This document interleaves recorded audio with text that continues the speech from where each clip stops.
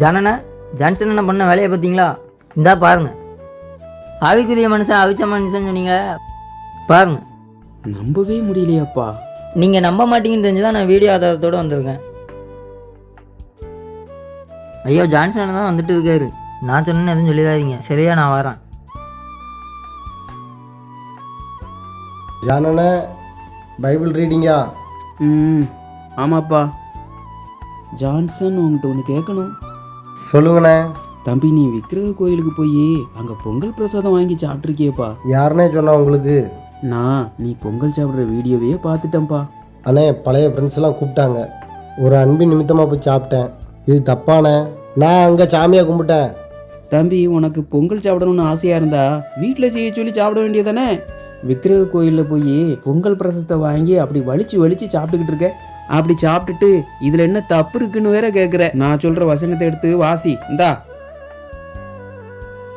தம்பி, 1 கொரிந்தியர் 10ஆம் அதிகாரம் 20வது வசனத்தையும் 21வது வசனத்தையும் வாசி. திரும்ப அப்போஸ்தலர் 15வது அதிகாரம் 28வது வசனத்தையும் வாசி. பரிசுத்த வேதாகமும் விக்கிரகாராதனைக்கு படைச்சதை சாப்பிட்றது தவறுன்னு சொல்லுது தம்பி. சிலர் என்ன பண்ணுறாங்க, விக்கிரக கோயிலில் போய் வேற மத கோயிலில் போய் சாப்பிட்றது தானே தவறு. கிறிஸ்தவ ஆலயம்னு சிலை வணக்கம் செய்கிற புனிதர்கள்ங்கிற பேரில் மனிதர்களை வணங்குற சில கிறிஸ்தவ சர்ச்சுங்கிறதுல போய் அசனம் சாப்பிட்றது தவறு கிடையாதுன்னு நினச்சிட்டு அங்கே போய் சாப்பிட்றாங்க. அதுவும் தவறு தான் தம்பி.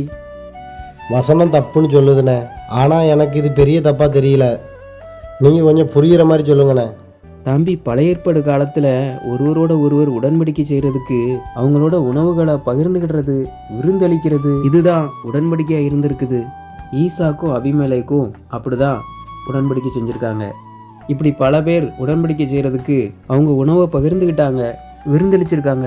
யோசுவாவும் கிபியோனியரோட சம்பவத்தில் கூட அந்த கிபியோனியரோட அப்பத்தையும் ரசத்தையும் வாங்கிக்கிடுறாங்க.